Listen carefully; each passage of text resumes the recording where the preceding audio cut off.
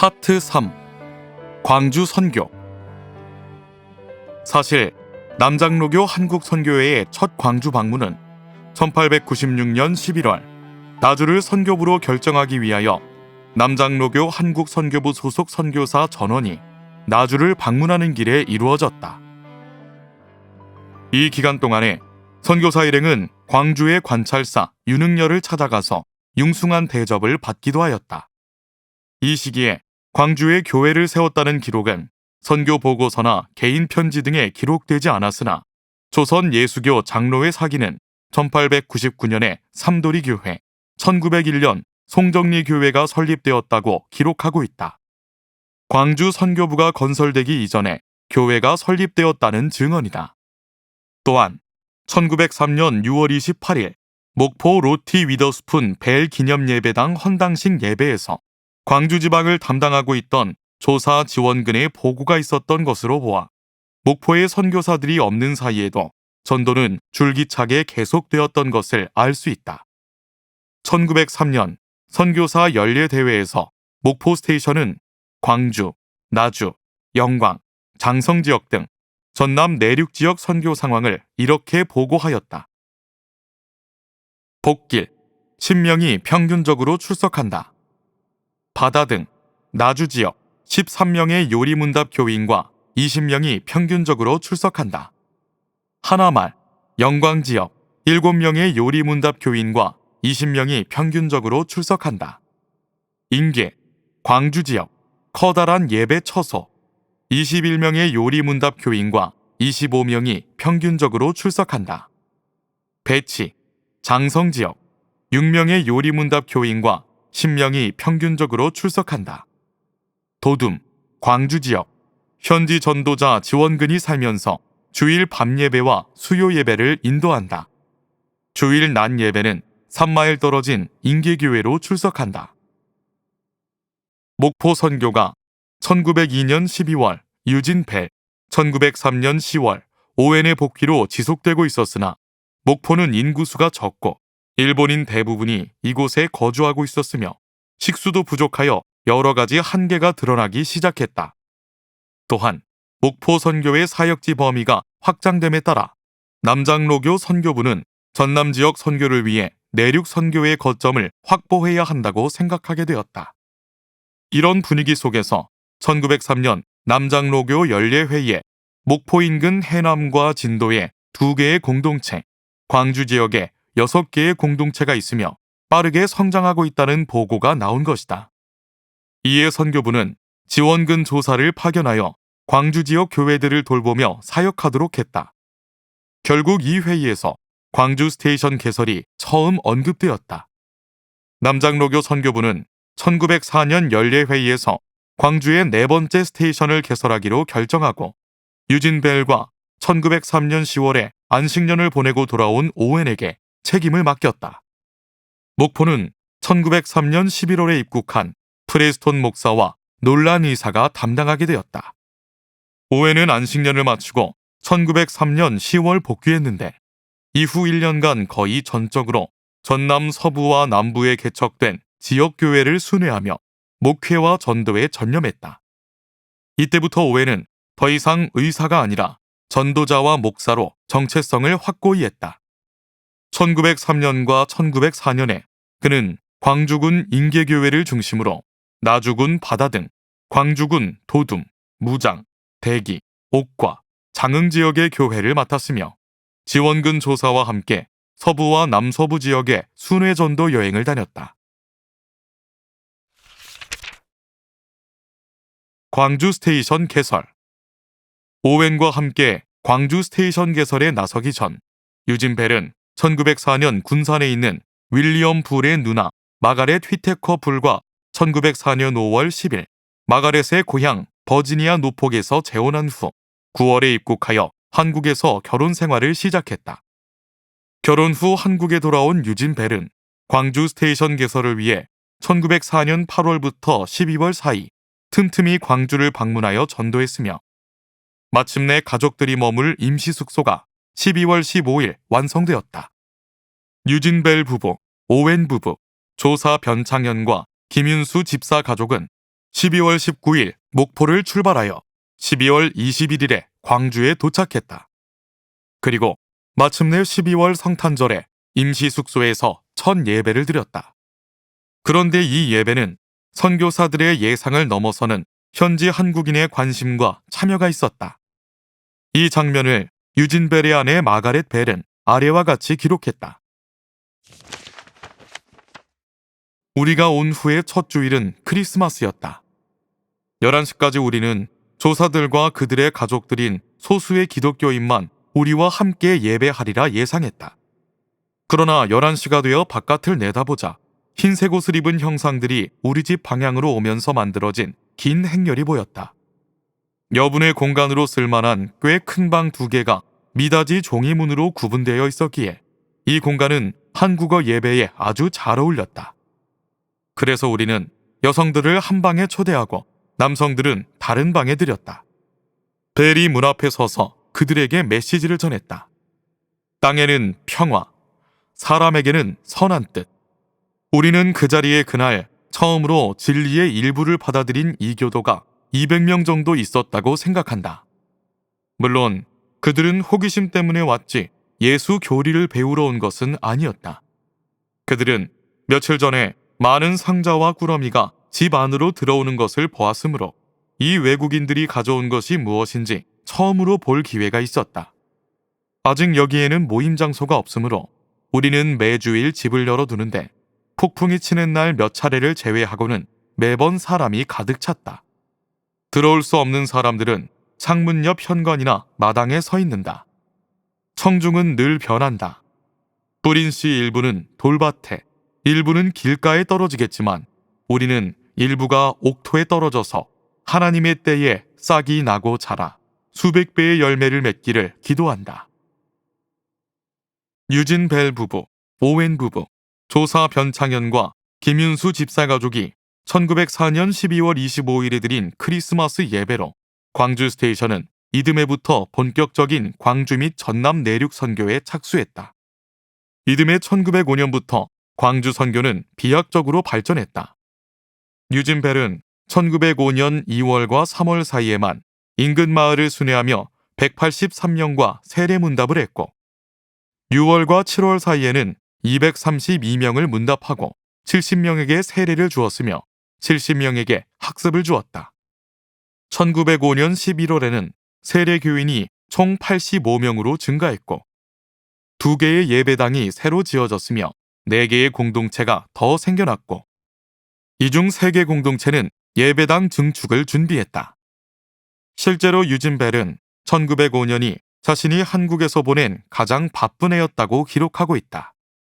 한편 1905년 여름 광주에 합류한 스트래퍼와 선교사 부인들에 의해 여성 주일학교가 개설되어 운영되기 시작했으며 소녀들을 위한 학교도 마련되었다. 광주로 이주한 후 오웬도 지난 1년간 했던 대로 인계, 바다 등 구소, 나주 지역의 교회들을 돌아보는 순회 여행을 지속했다. 광주 선교의 전개. 광주에 도착한 유진 벨과 오웬은 역할을 분담하여 사역을 이어갔다. 유진 벨은 사택건설, 광주 시내 및 북부 지역을 맡고 오웬은 남부 지역을 맡아 순회 전도했다. 오웬은 더 이상 의료 사역에는 직접 관여하지 않고 순회 전도와 목회에 전념했다. 1905년에는 지금까지 선교에 치중하였던 광주 인근과 나주를 중점적으로 선교하였다.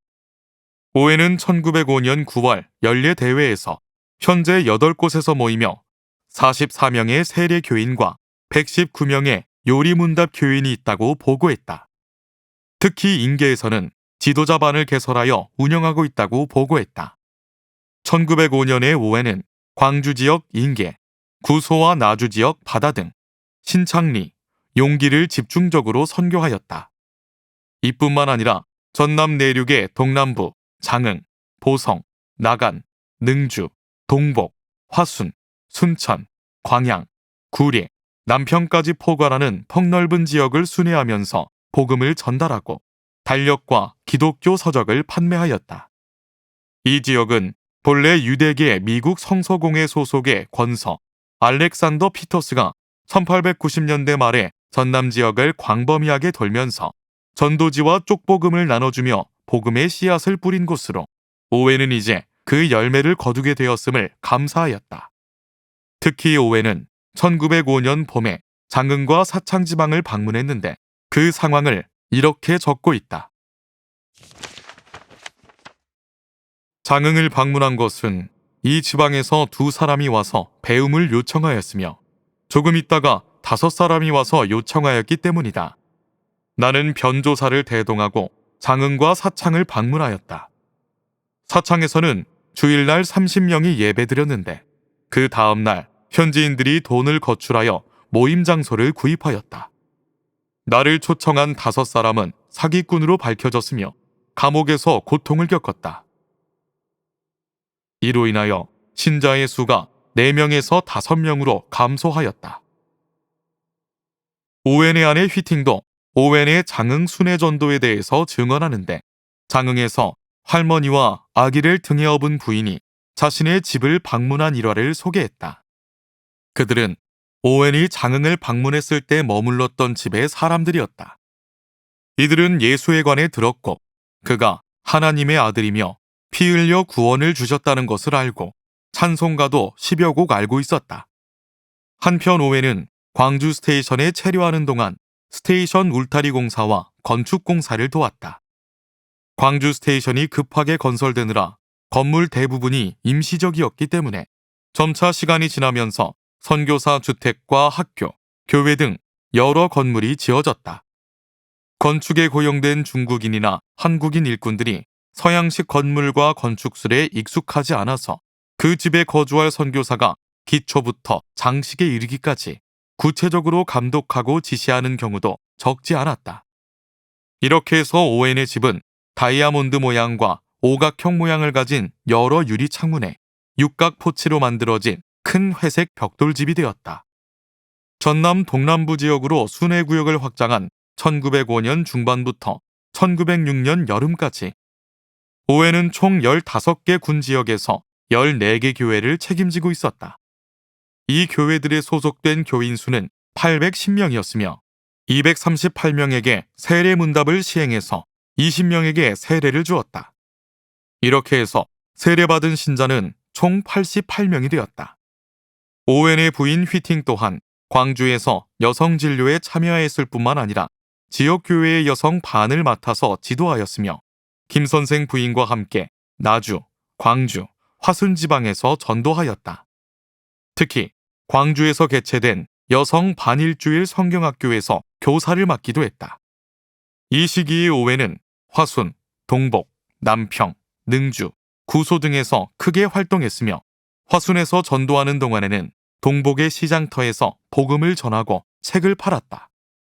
전남 동남부에 사역자를 필요로 하는 이들이 많다는 사실은 복음 전도의 열정이 강했던 오웬의 의지를 불타게 하였지만 이것이 결국 그의 건강을 약화시키는 결과를 가져왔다. 하루에 최대 70마일에 이르는 거리를 강행군으로 걸은 적도 있는데 이런 순회 여행은 한 번 떠나면 짧게는 2, 3주, 길게는 한 달 이상 소요되었다.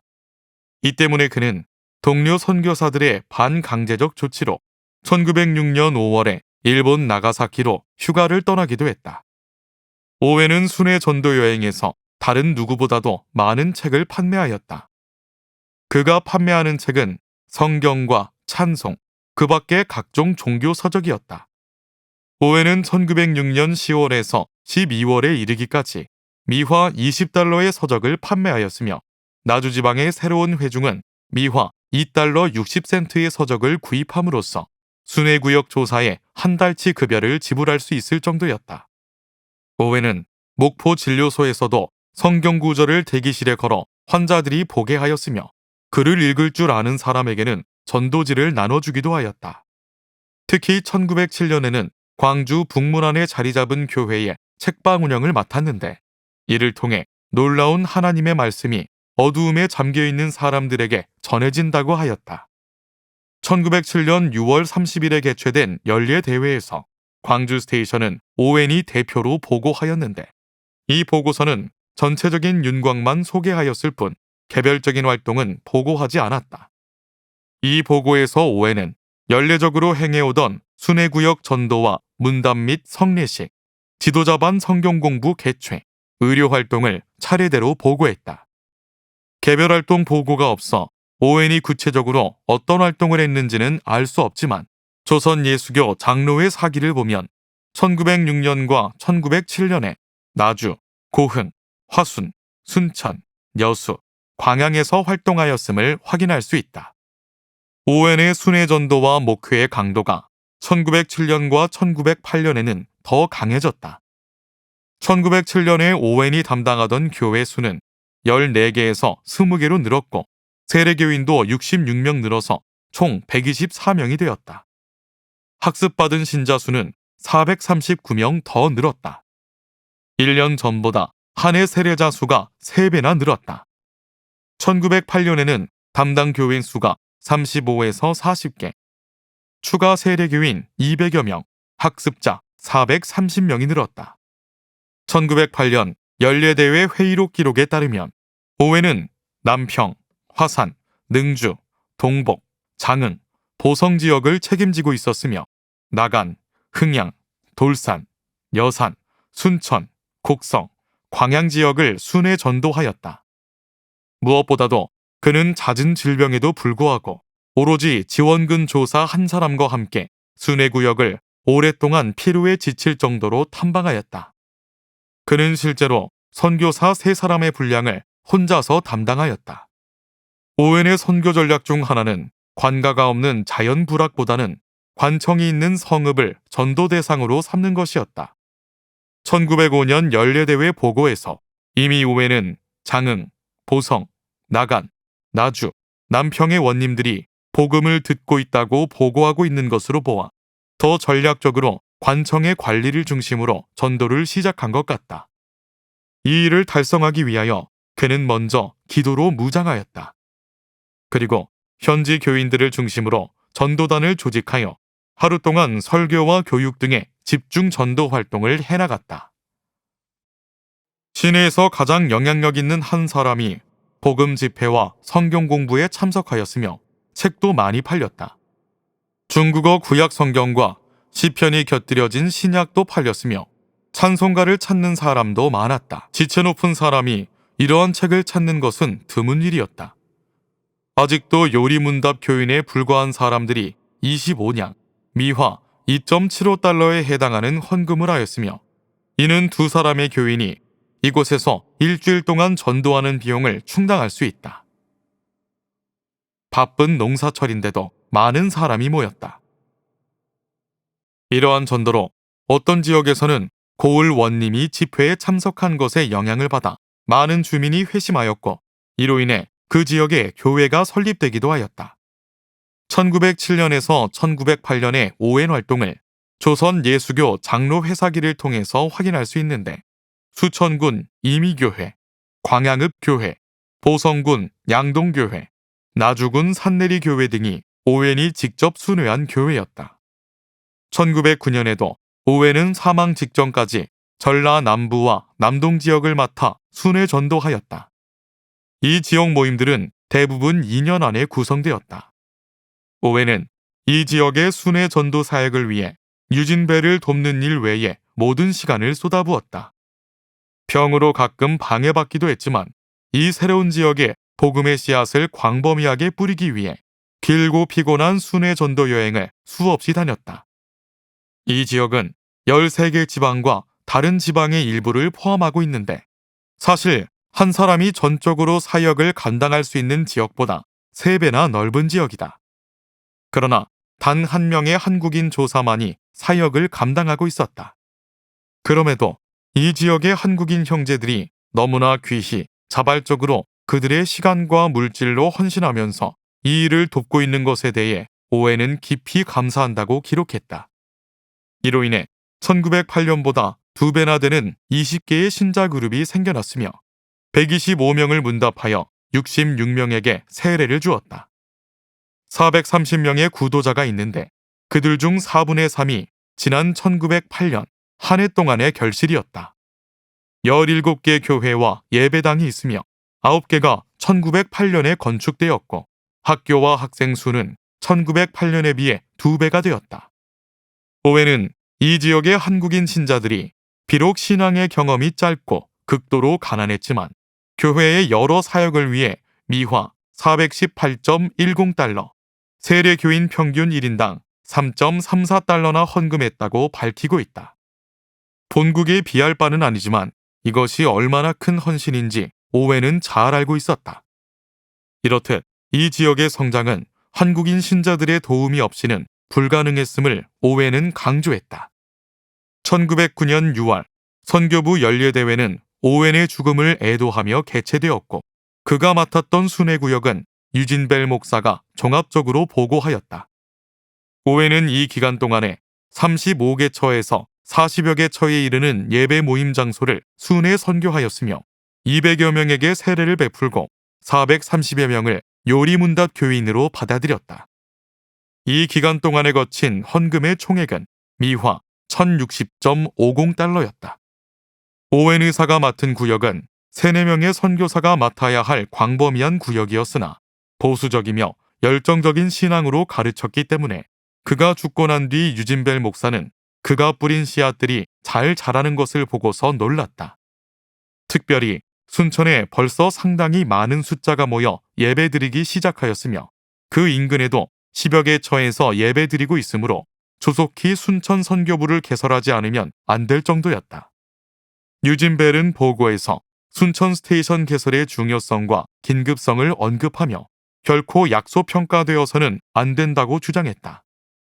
나아가 하나님께서 본국 교회의 누군가를 부르셔서 이 중요하고 약속된 사역을 감당케 하시리라고 확신한다고 덧붙였다.